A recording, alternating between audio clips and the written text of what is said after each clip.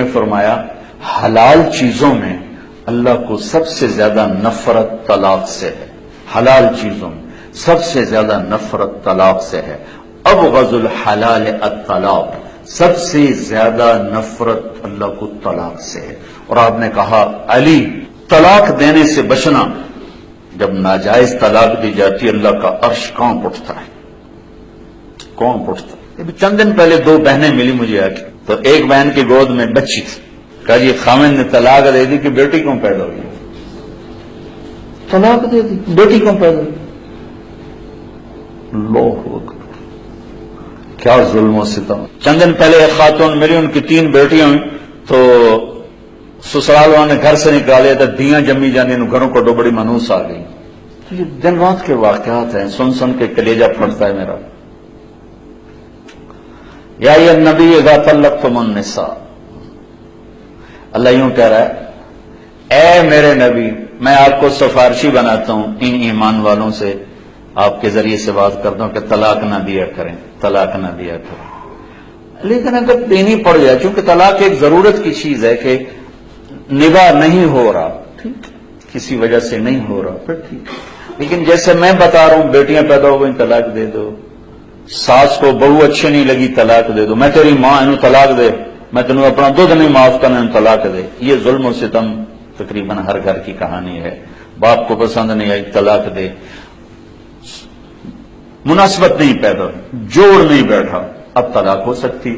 اب جبر کرنا نہیں بیٹی گزارا کر، نہیں بیٹی گزارا کر، یہ ایک اور طرح کا ظلم ہے کہ ہماری مشرق کی بچیاں سسک سسک کے پھر مر جاتی، کسی ویشی کے پلے پڑ گئی ہیں، وہ ہے ہی ایسا نہیں بدلنے والا، تو یہاں طلاق ہے کہ طلاق لو۔ اب ماں باپ کا ظلم ہوگا یہ کہنا بیٹی گزارا کر، بیٹی گزارا کر، بیٹی قربانی دے، یہ ستم یہ بھی ہو رہا ہے۔ اسی مر گیا تیرا کی بنے گا، یہاں آگے اس کو برباد کر دیتے۔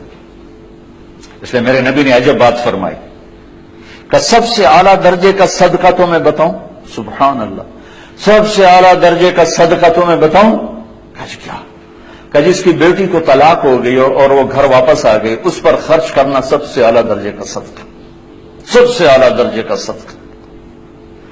اور آپ نے ساری بیوہ عورتوں سے شادی کی، سب بیوہ، ایک کنواری عورت سے شادی کی، باقی سب بیوہ یا مطلقہ یا بیوہ، اور اپنے خاندان میں بھی کی، باہر بھی کی، کہ کتنی ہماری بچیاں، چند دن پہلے ایک بچی کا فون آیا کہ جی میرے ماں باپ شادی نہیں کر رہے، کہ اپنی برادری میں کرنی، باہر نہیں کرنی، اور میری عمر جا رہی، اور گھر میں کوئی جو جوڑ ہیں، کوئی شرابی ہے، کوئی زانی ہے، کوئی کیا ہے، اور غیر بات گھر کرنی، باہر نہیں کرنی، گھر کرنی، باہر نہیں کرنی، بوڑھی ہو جائے، مر جائے، سسک کرنے تو کسی شرابی کے پلے باندھ دینا۔ یہ ہمارے ملک میں یہ بت بہت بڑا بت، ماں باپ بچیوں کو برباد کر دیتے، بچوں کو برباد کر دیتے۔ میرے نبی نے قریش میں شادی کی، حضرت عائشہ، حضرت خدیجہ، حضرت سودا، حضرت حفصہ، حضرت ام حبیبہ۔ قریش میں دشمن گھر میں شادی کی، بنو امیہ، حضرت ام حبیبہ بنو امیہ سے، ابو سفیان کی بیٹی، ان سے شادی کی۔ قریش سے باہر شادی کی، حضرت جویریہ بنو مستلق، حضرت میمونہ ہلالیہ، ہلال سے۔ عرب سے باہر شادی کی، حضرت صفیہ یہودی خاندان سے، بنو قریظہ میں سے، خاندان میں شادی کی، خاندان سے باہر شادی کی، قوم سے باہر شادی کی۔ اپنی بیٹیاں،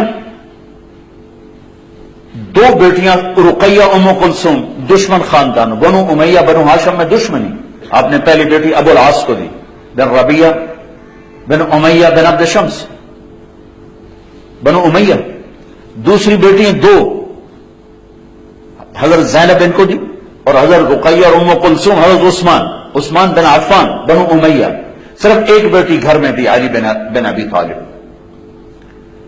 بنو ہاشم گھر میں ایک بچی، 3 بچیاں باہر، یعنی خاندان ہے لیکن دشمنی ہے، دشمنی ہے۔ یہ سب کچھ آپ نے خود کر کے اس لیے دکھایا کہ آگے یہ سب کچھ ہونے والا تھا۔ یا ایھا النبی اذا طلقتم النساء، یہ یا ایھا النبی یہاں لائیں اپنے نبی کو سفارشی بنا کر کہ امت محمد طلاق دینے سے بچنا، میں یہ اپنے نبی کو سفارشی بنا رہا ہوں۔ دینی پڑ جائے تو پھر ضرورت ہے، پھر یہ جاہلیت جو عجم کی جاہلیت ہے اور ہندوستان کی جاہلیت ہے، طلاق طلاق، تیرے ماتھے پہ داغ لگ جائے۔ میرے نبی کی بچیوں کو طلاق، حضرت رقیہ کو طلاق، حضرت ام کلثوم کو طلاق ہوئی،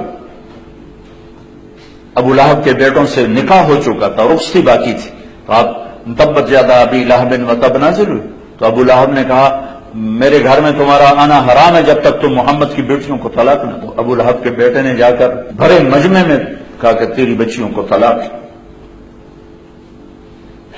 اور جا کے آپ کا گریبان پکڑ کے پھاڑ دیا۔ اللہ نہ کرے کسی کے گھر میں کوئی مشکل پیش آئے، لیکن اگر جینوئن مشکل پیش آ جاتی ہے تو پھر میرے نبی نے یہ طریقہ رکھا ہے، پھر ہمارے یہاں قتل کے پیچھے پڑ جاتے ہیں، دشمنیاں پڑ جاتی ہیں، خاندان ٹوٹ جاتے ہیں۔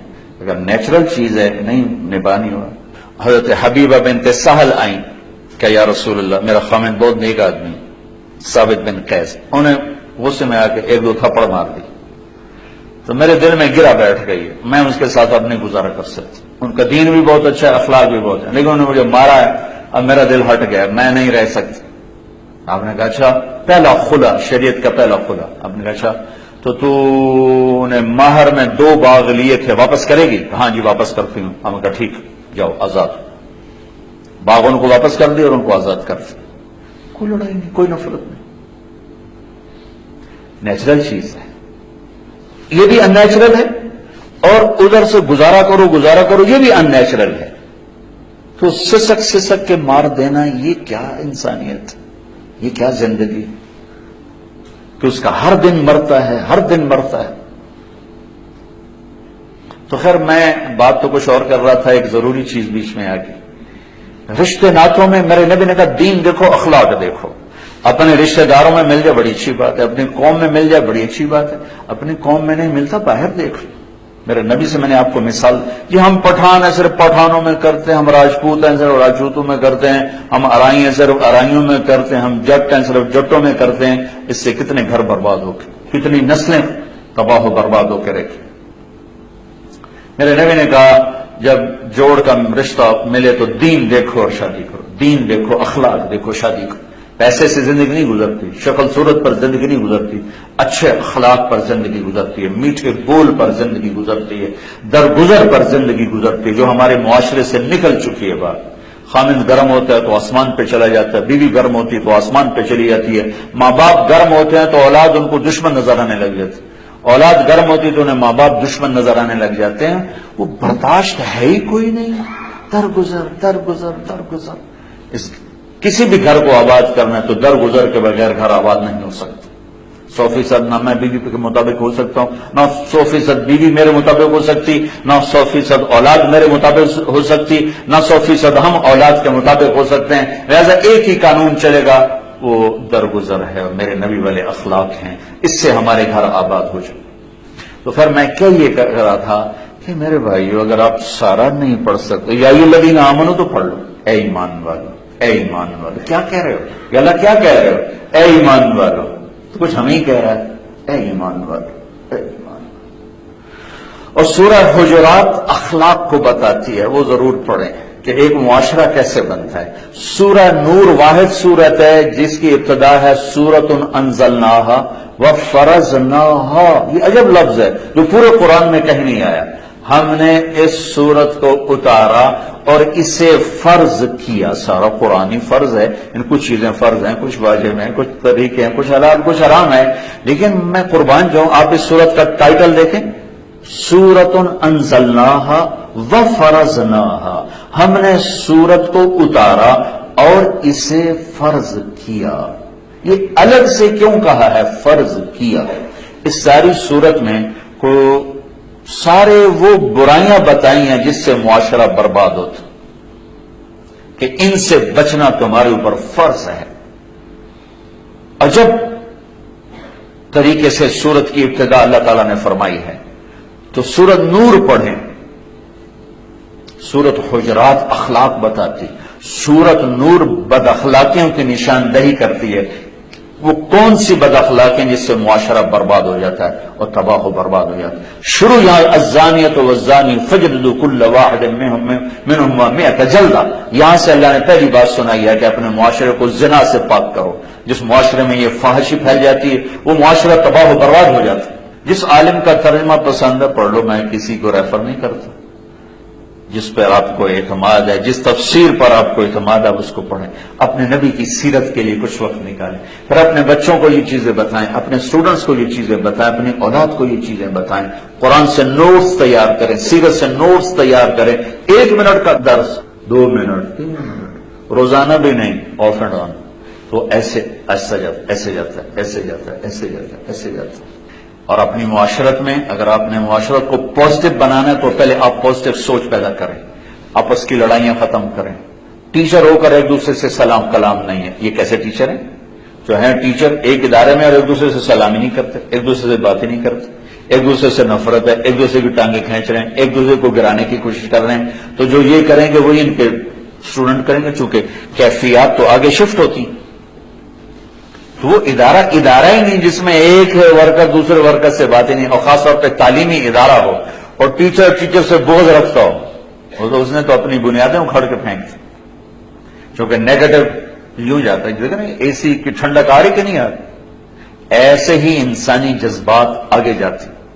تو آپ ایک ادارے میں رہنے والے لوگ، مرد عورت چھوٹے بڑے، ایک دوسرے سے بولتے نہیں، ایک دوسرے سے نفرت ہے، بغض ہے، حسد ہے، گرانے کی تدبیریں ہیں. تو آپ نے تو اپنی نسل کو پہلے سے ہی غلط راہوں پہ چلا دیا. آپ زبان سے جو مرضی کہیں، آپ کے اندر کی کیفیات آگے جاتی. تو اپنے ادارے کو حسد سے پاک کریں، بغض سے پاک کریں، نفرت سے پاک کریں، توڑ سے پاک کریں.